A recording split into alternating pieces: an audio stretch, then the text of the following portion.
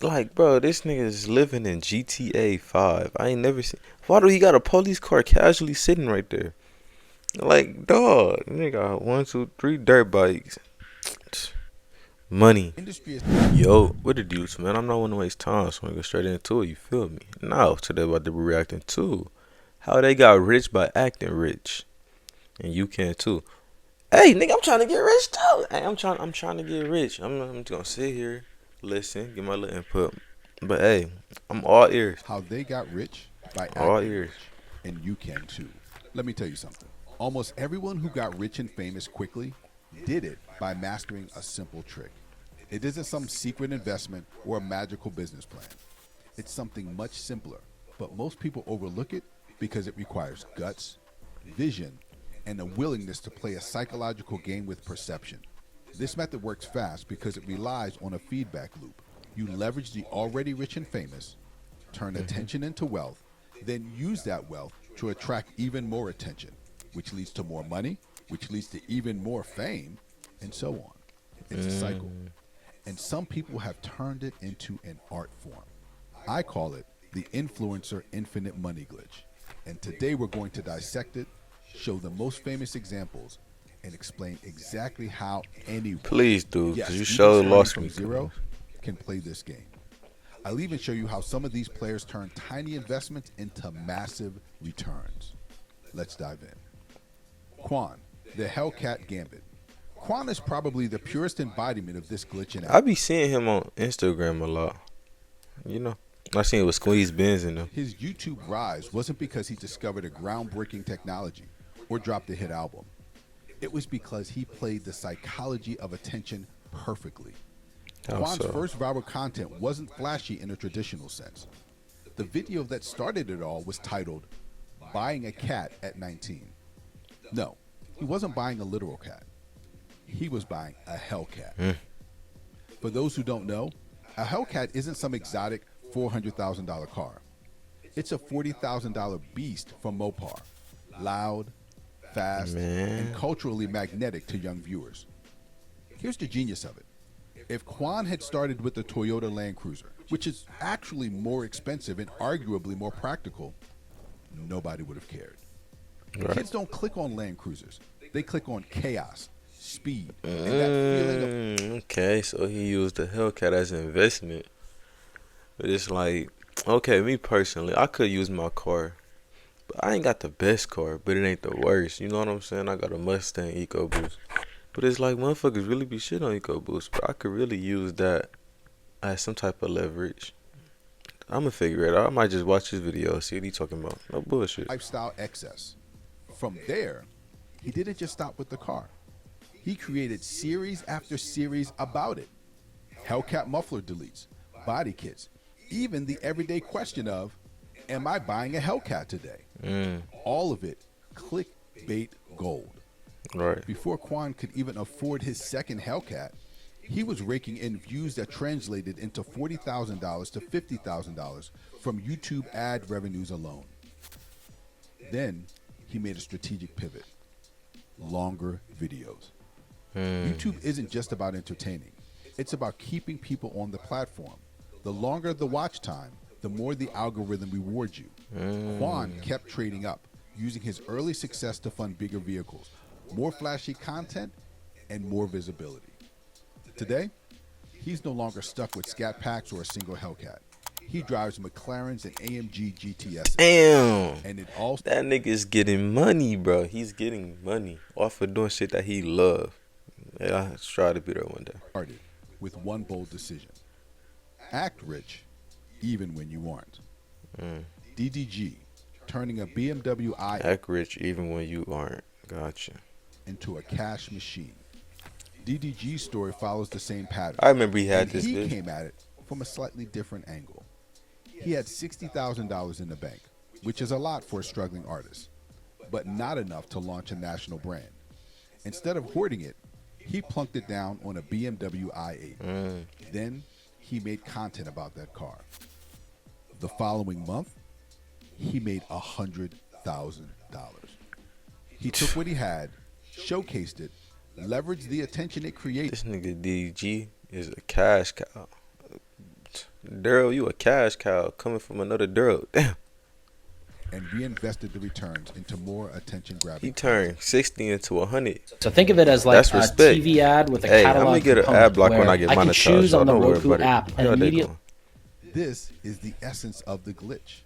Spend money you have, sometimes more than you can afford, on visible status symbols that attract attention. Monetize that attention, then repeat the cycle. DDG is still a rapper, but his method mirrors the YouTuber strategy. Display wealth, generate views, convert attention into revenue, reinvest, repeat. Simple in theory, but executing it requires confidence, timing, and an understanding of what audiences find aspirational. Mr. Beast, generosity as a multiplier. Now, not every successful practitioner of this method hoards or spends recklessly for themselves. Mr. Beast flipped the model on its head. His first big videos involved sponsors, giving him a small financial edge. But instead of keeping the money, he gave it away. Tip a pizza delivery driver $500. Buy a homeless man a Lamborghini. He made generosity the vehicle for growth. Now, why does this work? Because attention multiplies when people feel inspired or shocked by generosity. You don't just get views. You attract sponsors, collaborators, and a snowball effect of publicity. Mr. Beast's first viral Lambo giveaway was essentially a multi-tiered investment. Spend big on content, generate views, attract sponsors, get more money, fund even bigger projects. The glitch here is that you don't need to hoard your wealth. You just need to strategically display it and let the world react. DaBaby, flash first, talent later.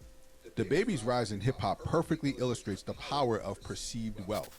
Before he became a household name, he wasn't just relying on bars or beats. He was relying on visuals and audacity.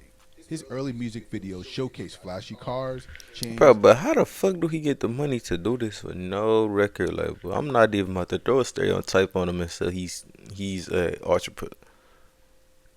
street pharmacist. I'm not even about to say that. I'm not even about to. But how the fuck? Luxury settings that immediately grabbed attention. People clicked because they wanted to see chaos, energy, and a lifestyle they admired. It wasn't just about showing off. It was a calculated move to create buzz. He didn't stop at flashy visuals. DaBaby's stage presence, viral interviews, and social media antics amplified the persona he created. Attention led to streams, which led to record deals, merchandise, collaborations, and sold-out shows. By investing in perception first, he turned visibility into revenue. He didn't wait until he was fully rich or famous to act like it. He created the image, monetized the attention it brought, and reinvested into bigger projects. This method works because humans are wired to notice status and success. When audiences perceive something as accomplished, they listen, follow, and invest their attention. DaBaby's strategy was a mix of risk, presentation, and timing. He didn't just show wealth. He made it aspirational, accessible, and entertaining. But where did he get the money from? He got off a 9 to 5. Like, how did he get all that money, bro? You know what I'm saying? Well, it's simple. Flash first, talent later. Attention creates opportunity. Opportunity creates growth, and growth reinforces a persona. Yeah. DaBaby proves that strategically displaying wealth can So he accelerate got a the career buffs faster. on his way. He got the pointers on the buffs. Hey, if y'all not from the city, let it be Detroit, maybe Chicago. No, I'm gonna say Detroit or Milwaukee. Y'all don't know what I'm talking about. But he got the buffs with the pointers on the mugs. He getting money, cuz. That's Traditional 10 bands on talent his face. approaches. The Stradman, sleeping in a car, driving attention. On YouTube's car scene, the Stradman perfectly demonstrates the power of this glitch. He started homeless, sleeping in his beaten-up Audi, documenting his passion for cars through car spotting content. He saved around $90,000 over a few years and didn't invest in a typical asset like a home or retirement account. Instead, he bought an orange Lamborghini. That purchase was a calculated move, a visible signal to the world that he was now serious. That orange Lambo didn't just make his channel. It made him a financial powerhouse. Subscribers, views, brand deals, and sponsorships poured in. And within a month, he was financially stable enough to scale to a white McLaren. This method is classic. Strategic risk, These niggas getting visibility, money, bro. monetization, reinvestment. The car itself is secondary to the effect it creates in the public consciousness. Hove's Garage. The cheapest Phantom wins. Hove's Garage offers another nuance. Like, bro, this nigga is living in GTA 5. I ain't never seen. Why do he got a police car casually sitting right there? Like, dog, nigga got 1, 2, 3 dirt bikes. Money. Industry is saturated, it's often not about having the most expensive item. It's about standing out. Hove's first breakthrough? Buying the cheapest Mercedes S-Class in the US at the time. It generated massive engagement because it offered contrast, relatability, and aspiration. He then used that engagement to fund progressively more expensive vehicles, demonstrating that acting rich is about strategic positioning, not just spending. Drake, renting a Rolls Royce for influence. Even the biggest rap star in the world has used this method. When the fuck he do Drake that? admitted to renting a Rolls Royce to create social capital in Toronto's music scene. This wasn't vanity. It was networking. The car elevated his perception, made him approachable by other artists, and helped him secure collaborations that amplified his career. Visibility isn't vanity. It's leverage. This is the same principle every influencer, YouTuber, and entrepreneur on this list applied in some form. Hey, yo, I'm gonna get Let's play with monetized. Foxfire. Nah, I'm gonna get an ad blocker when I get monetized. My bad, yo. I'm too wrapped into Kenny this Beats. video. Got my Nerd mind fame all over. meets So. wealth glitch. Kenny Beats shows that you don't need flashy cars or rap personas to play the wealth and attention game. The producer built his empire on skill, presentation, and perceived success. Early on, he showcased his high-end studio, top-tier equipment, and collaborations with big names in hip-hop. People saw the space, the creative process, and the network, and instantly associated Kenny with expertise and credibility. His first wealth moment wasn't about personal luxury. It was about signaling authority and aspiration in music production. He turned this perception into monetization by producing hit tracks, launching online courses, and collaborating with rising artists. Every piece of content reinforced that narrative. Kenny Beats is someone worth following, learning from, and working with. The attention he generated attracted clients, fans, and You know what's crazy? I partnerships, never heard of him, but I fucks with this story. I see with Ski. Oops. loop of influence and income. Now, the genius here is subtle. He leveraged skill, presentation, and strategic visibility instead of cars or flashy jewelry. Perception became the currency. Audiences trusted him, brands wanted to work with him, and his reputation grew exponentially. Brez Scales, the digital marketing prodigy. This brings us to a modern player, Brez Scales. At just 20, Brez has already turned digital This nigga is 20. marketing expertise into an empire. Through his agency, Brez Marketing, he scales e-commerce brands using paid traffic strategies, earning well over $400,000 per month. Like the others, 400 a month. What's 4 times 12? 12, 24, 36, 48. Is that right? I don't think that's right. Hold on, bro. I ain't do that right. Where my calculator at, y'all? Hold on. Pocket watching a little bit. My bad, folks. My bad. 400 down. Wow. Alright, that's enough. Times 12 equal. I know I had that shit right. That nigga make 4.8 million. his method hinges on perception. He showcases luxury cars, high-end lifestyles, and entrepreneurial success, creating an aspirational brand that draws attention to his services. Brez didn't just buy expensive cars to look good. He used them as signals. Each post, story, and video reinforced his credibility as someone who knows how to move serious money. His approach mirrors the influencer glitch.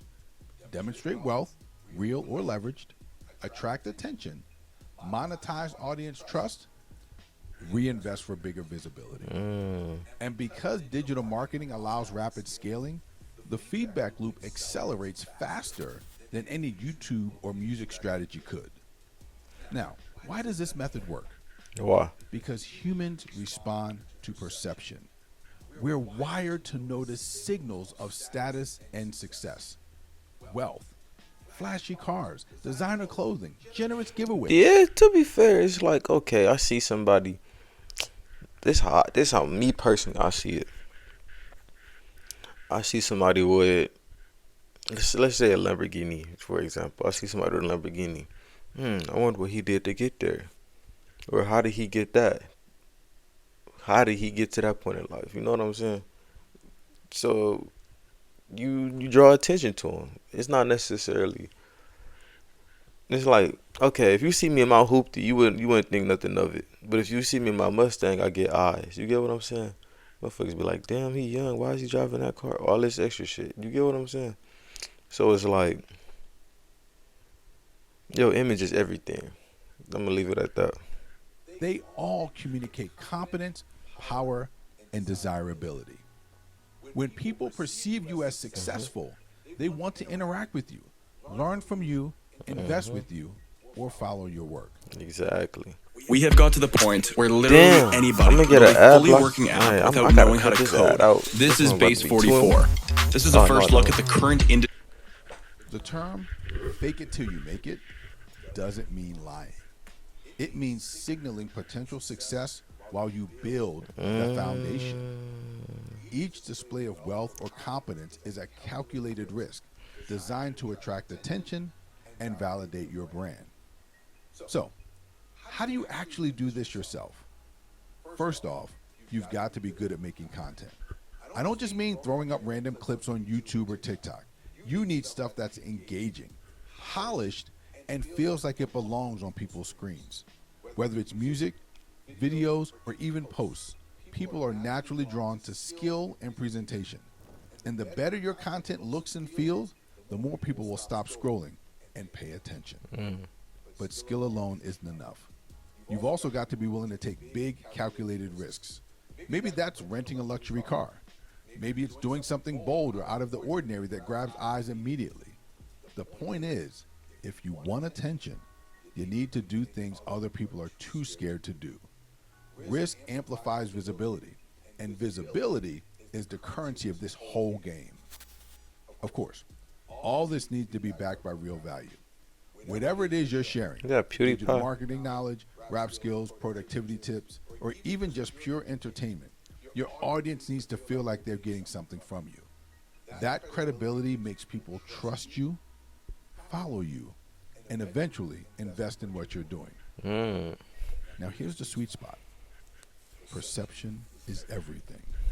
Strategic purchases, visuals, the way you present yourself, even who you collaborate with, it all matters. You're not doing this just to show off. You're building visibility and credibility. Every choice should reinforce that you're someone people want to watch, learn from, or do business with. Finally, don't underestimate relationships. Partnering with the right people, whether influencers, collaborators, or just the right characters in your content, can multiply your reach overnight. One well-placed collab can double, triple, or even quadruple the audience you're already building. Combine all of that, the skill, the risk, the value, the perception, the relationships, and you're not just creating content anymore. You're creating a machine that feeds attention into influence, and influence into wealth. The core of this strategy is simple yet powerful. Act rich, attract attention, monetize attention, reinvest, repeat. Hey man, y'all. I hope y'all was listening to that last bit, Cause honestly, when I end this video, I'm about to go listen to it again, write some shit down, listen to it one more again. You know, until it get installed in my head. Cause I like getting knowledge like this. Cause it's pointing me towards the direction that I want to be at in life. You know what I'm saying? And I'm going to be. I'm not. I don't want to be. I am going to be at that stage in life. I just got to keep on going and going and going and do it the right way. You know. Hey, it's not. It's not a sprint. It's a marathon, and I'm here for the whole thing. You feel me? But no, let me know what y'all think down in the comments below, and let me catch you niggas in the next one. Yes, sir.